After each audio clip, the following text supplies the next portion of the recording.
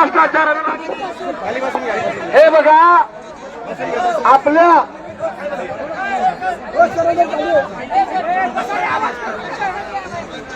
एक मिनिट शांतता घ्या लाडका भाऊ ताई मी 1 मिनिटात सांगतो आपल्या दलित पीडित शोषित वंचितासाठी लढणाऱ्या आणि आपल्याला पाठिंबा देण्यासाठी आणि आपली व्यथा उद्धव ठाकरे साहेबांच्या माध्यमातून सरकारचं नाक दाबण्यासाठी आज या ठिकाणी सुषमाताई उपस्थित आहेत त्यांचं जोरदार टाळ्यांनी स्वागत करा। मी बालाजी पाटील चाकूरकर या प्रशिक्षणार्थ्यांचं राज्याचं नेतृत्व करतो।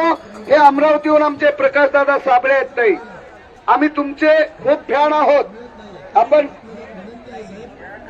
त्यामुळे आपल्या निवडणुकीच्या अगोदर ही लाडक्या भावासाठी योजना आणली होती आणि या लाडक्या भावाला आता 2 महिने झालं रोजगार आता प्रशिक्षण संपून वेळ झालाय त्यामुळं यांना रोजगार कायमस्वरूपी भेटला पाहिजे आणि यांच्या मानधनामध्ये दुप्पट वाढ झाली पाहिजे यासाठी अधिवेशन काळापासून आम्ही 6वा दिवस आहे आज 9 तारखेला चॉकलेट मोर्चा काढला चॉकलेट दिला आम्हाला प्रशिक्षणाच्या माध्यमातून कायम रोजगार देण्याचं आणि निवडणुकीमध्ये जिंकले आणि निवडणुकीमध्ये जिंकल्यानंतर त्यांनी सत्ता हस्तगत केली सत्ता हस्तगत केल्यानंतर राज्यातल्या युवकाला आणि युवतीला वाऱ्यावर सोडून दिलंय त्यामुळं मी परवाला उद्धव ठाकरे साहेबांना सुद्धा विधान भवनामध्ये भास्करराव जाधव साहेबांच्या माध्यमातून मी भेटलो आणि त्यांनी पण आपला प्रश्न उपस्थित करतो असं आश्वासन दिलं पण अद्याप काय प्रश्न उपस्थित केला हे आमच्या कानापर्यंत आलेलं नाही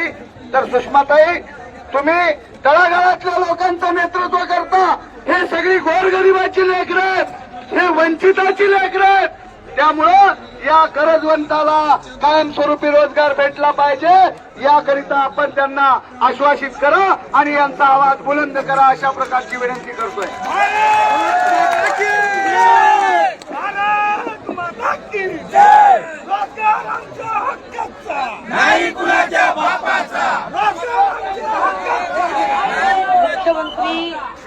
मुख्यमंत्री युवा कार्य प्रशिक्षणार्थ्यांना कायमस्वरूपी रोजगार आणि मानधनात दुप्पट वाढ झाली पाहिजे या मागणी करता आपण सगळे एकत्र जमलेले आहात।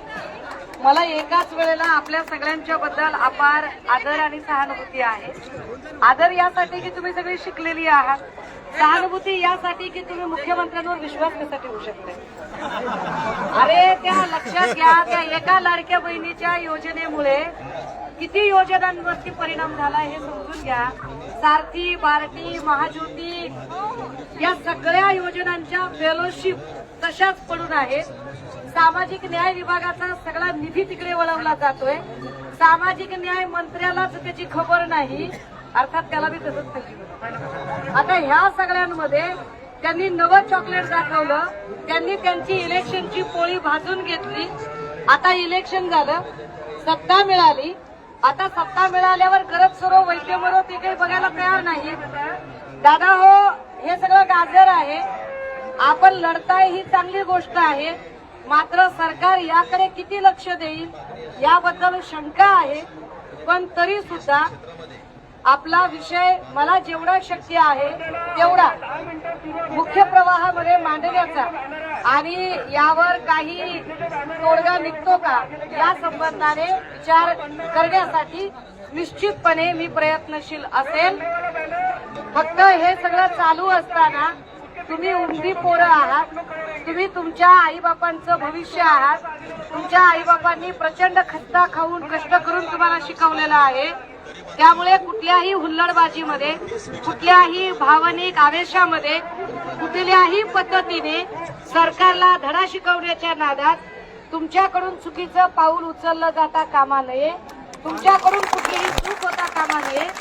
तुम्ही या सगळ्या संबंधाने अत्यंत सामंजस्याने हे आंदोलन पुढे नेलं पाहिजे। राहिला प्रश्न हे आंदोलन ज्यांच्या निमित्ताने उभं राहिलं ते बालाजी पाटील चाकूरकर ते चाकूर म्हणजे शिवाशेजारचे आहेत अनेक वेळा त्यांनी कष्टकऱ्यांचे आणि अशा सगळ्या गरजू लोकांचे प्रश्न उचललेले आहेत हाताळलेले आहेत त्यांनाही आंदोलनाचा तो अभ्यास आहे आज अधिवेशनाचा कदाचित शेवटचा दिवस आहे. आता उद्या शनिवार रविवार ना, हा. त्यामुळे ते काय आता त्यांचा पिकनिक फिवर सुरू होईल. आता उद्या महल वगैरे एरियामध्ये जाऊन शॉपिंग करणं, मजा करणं, थोडं सावजीवर ताव मारणं असं सगळं सुरू होईल. त्यामुळे तुमच्या प्रश्नांकडे ते किती लक्ष देतील कठीण आहे. पण तरीही आता आपण जी ताकद दाखवलेली आहे, हीच ताकद जर त्यांनी ऐकलं नाही तर आपण पुन्हा एकदा काय फेब्रुवारी काही फार लांब नाहीये, पुन्हा बजेट सुरू होते, बजेटचं अधिवेशन, तेव्हा आपण पुन्हा आझाद मैदानावर बसायला त्यांच्या सोबत असू आणि तुमची बहीण तुमच्या सोबत असेल एवढा शब्द देखील.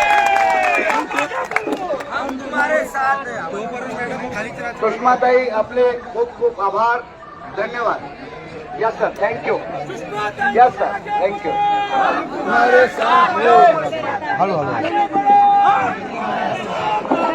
सर्वप्रथम